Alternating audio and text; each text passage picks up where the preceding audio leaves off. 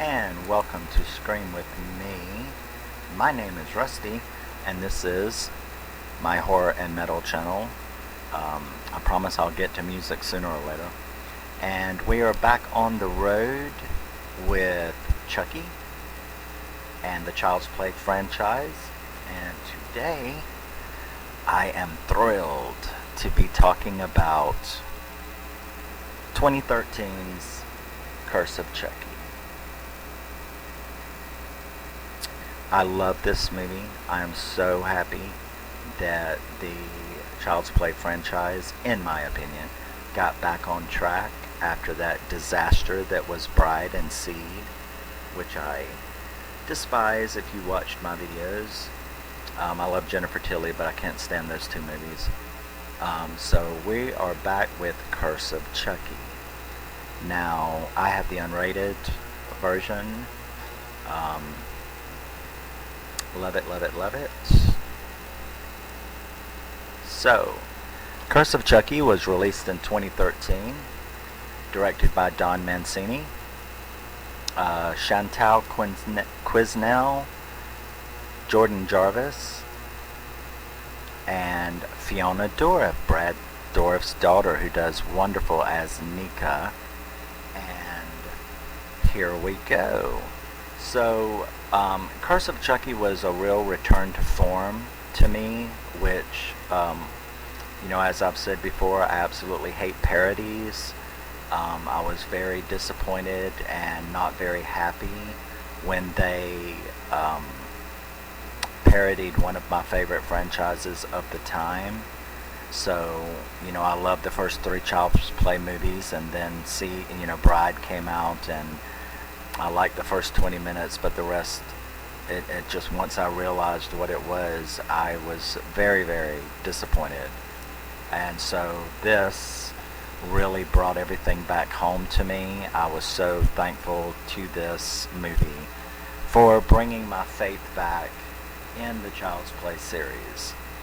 So, one of the most interesting things I think about this movie is that it's like a slasher. Now, I know some people, I really don't, I really never categorized the Child's Play movies as a slasher. It was more just unique, supernatural, maybe a little a slasher, of course, but I don't know, for some reason Chucky just wasn't a slasher villain to me. It was more of a supernatural thing. So yeah, what I loved about Curse was that it really does remind me a great deal of a good old-fashioned slasher. So you have Nika, played by Brad Dourif's daughter, Fiona. She is crippled. She is disabled in a wheelchair, and they live in this really interesting, spooky house, and her mother is obviously very traumatized, and you don't really know why at the beginning. When they receive a present in the mail, and it is a Chucky doll. They really don't understand why or what for, but the mom throws it in the garbage, and they are having a dinner, and it comes back. It's found back in the house where we know that something is up. Chucky's back and better than ever, like the tagline says. So he kills her. The mom ends up dead, and it's an off-screen murder, but that's fine. Nika finds her, and of course, here goes the after-murder trauma. Her sister shows up with her husband, or soon-to-be ex-husband, and a nanny, and the priest is there, played by A. Martinez, which you will recognize, good character actor. So, they show up to check on her. The family's getting together because the mother is dead, and Chucky is beginning his thing. They have a little niece with them. What was the niece's name?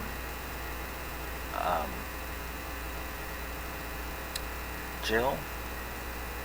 No, not Jill. That's the nanny. Alice, of course. So, the little girl, of course, is immediately entranced with Chucky, this old 80s doll, and hilarity in the right way ensues as Chucky begins methodically taking them out one by one.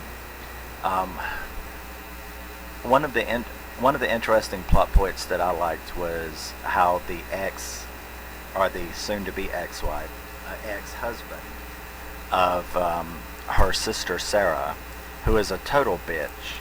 She obviously wants Nika gone. She's greedy. She wants the house. She wants them to sell the house so she can get money. Obviously very hoity-toity, and she wants to get rid of Nika. You can tell that pretty clearly from the beginning that they do not have a very good relationship.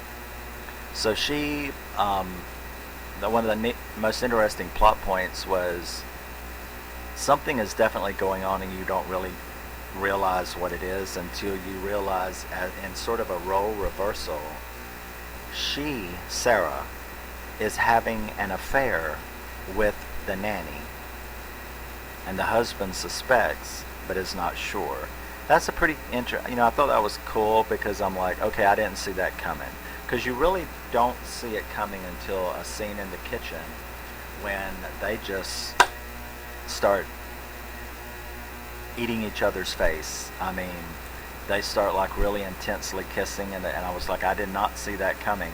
And I thought it was a real interesting role reversal, because instead of the husband being an asshole, instead of the husband being a problem, instead of the husband screwing the nanny, it's the wife that's doing all of this stuff, just further solidifying her place as a total asshole.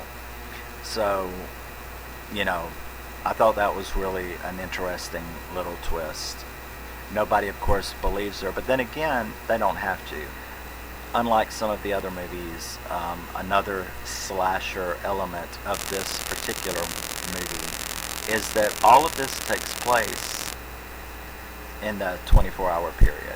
That night of the party, Chucky tries to poison everyone, but he only gets one meal poisoned. The priest obviously is the one who ate it, but we still don't get to see that, because he ends up in a car wreck in a very, very gory scene. Now, maybe it's because this is the unrated version. I always avoid theatrical on most things if there is an extended or director's cut or unrated. But yeah, the gore a couple of times went just that far over what I like, but that's okay. I mean, it's not like Human Centipede territory. It stayed within my acceptable range, but man, the kills in this movie, especially the priest and the ex-husband, who actually I was a little unhappy that, that they killed him off, but it's a slasher, so everybody's got to die except the final girl, of course. And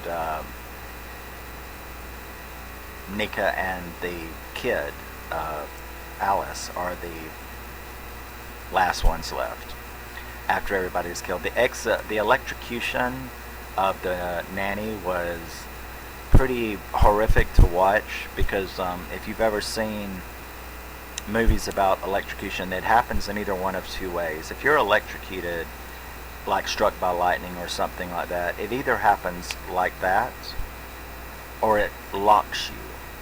Now, usually electrocutions are not very fast. There's a movie with Martin Sheen called The Believers where his wife is electrocuted. This scene with the nanny is very, very similar. Once it grabs a hold of you, the electricity, when you're electrocuted, you are frozen and you just sit there, doing that.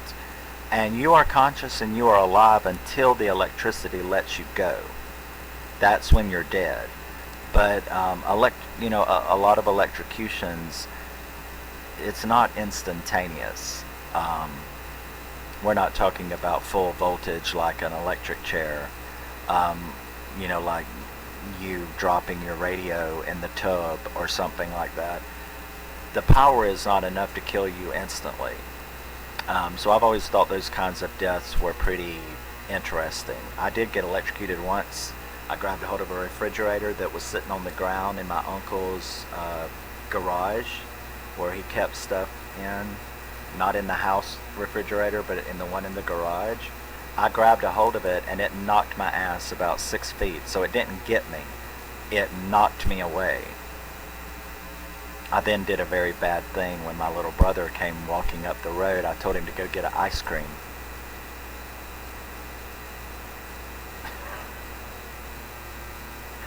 Well, it didn't hurt me, so, it knocked the shit out of me and sent me like reeling across the carport.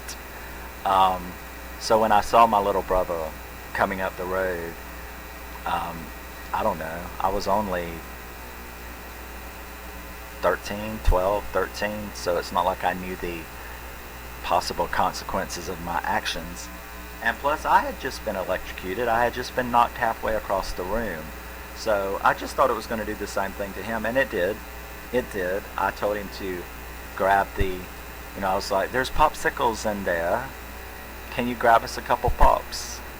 And he walked up there and grabbed a hold of it, and it knocked his little ass across the room too.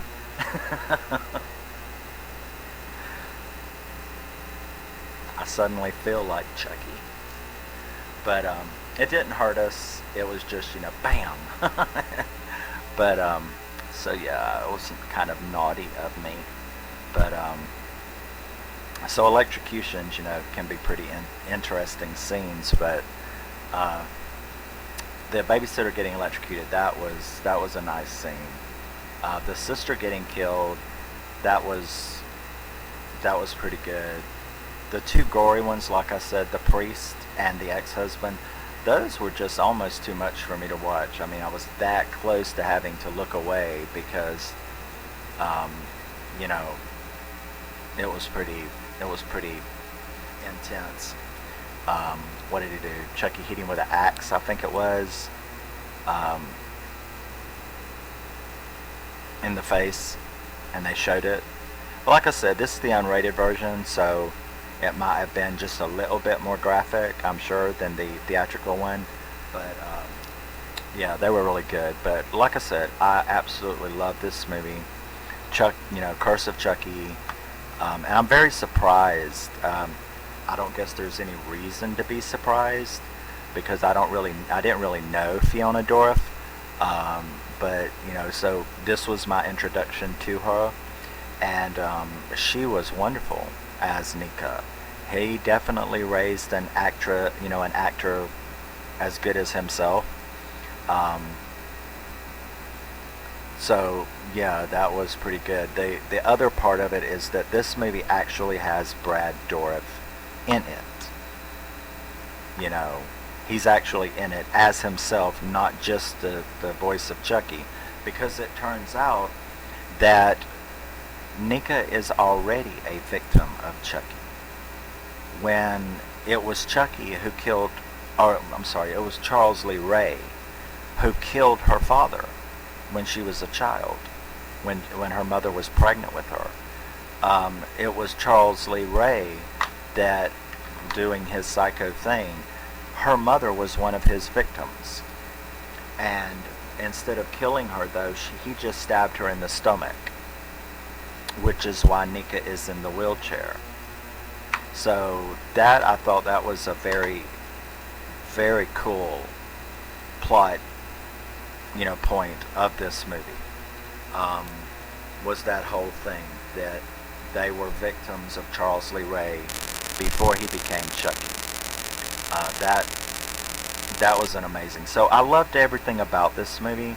I loved them turning it into a sort of Halloweenish Friday the 13th pure slasher, alone in the house, taking out victims one by one, the core victim group. There's really no running around. There, it's pretty tight.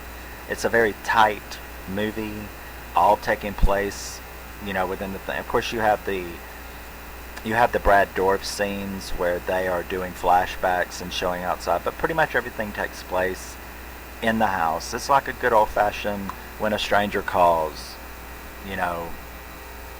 type situation.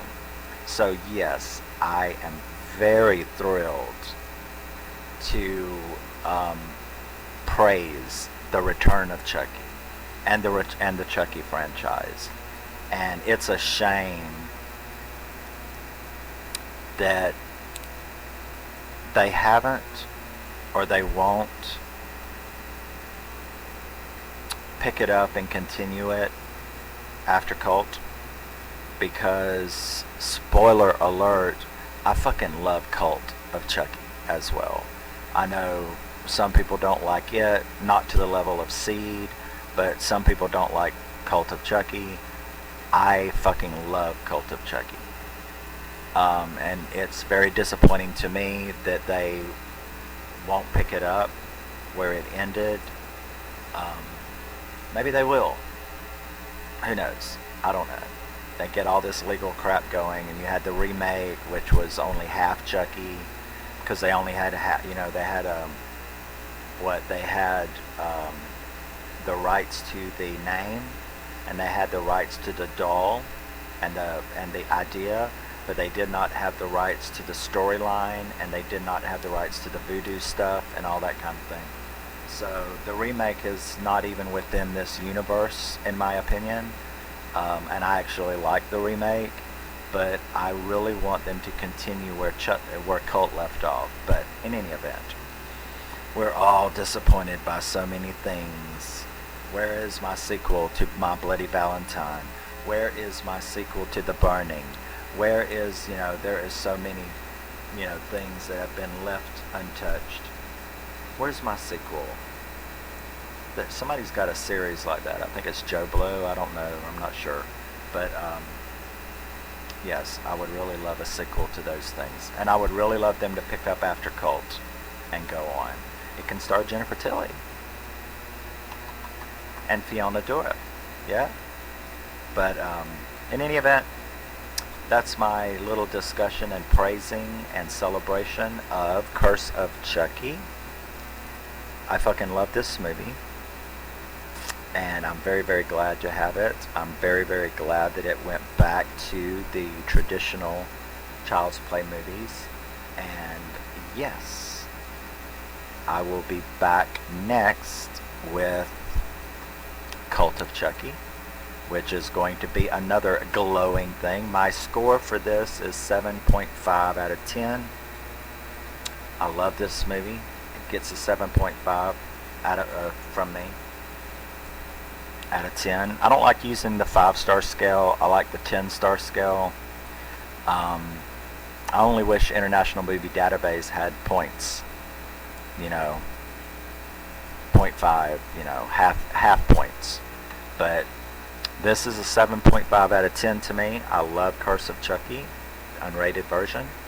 And I will see you next time. I'm trying to think if there's anything else. I thought the little girl was cool in the movie. All the actors were great. I didn't have any problem. I didn't see any stupid acting. I liked all of the kills, even though a couple of them were so graphic that I nearly had to look away. The priest and the ex-husband, I keep calling him ex-husband because that's obviously where they were hiding. I thought his idea of putting that was a cool reveal scene when he put the camera in Chucky, and nobody knew it but him that he had the camera. He had put a GoPro in Chucky to watch his wife because he knew she was screwing the nanny. So Yeah, the comedy was appropriate. We had the normal Chucky comedy that's supposed to be in a Child's Play movie. His one-liners are always phenomenal. So yes, love it, and love it again. This is definitely on my rotation watch list. I love Curse of Chucky, 2013, starring Chantal, Quesnelle, Fiona Dourif, and Jordan Gavaris. And we will be back next time with Cult of Chucky. And thank you for watching and tuning in. I hope that you will tell me what you think about Curse of Chucky, what you think about the return to horror as opposed to the parody that it was. Because in my opinion, I go 1, 2, 3, Curse, Cult. That's the franchise. I don't, but those are horror movies. I'm glad to see a return to real horror that Curse did, and I will see you in the next one, where we will go with Cult of Chucky.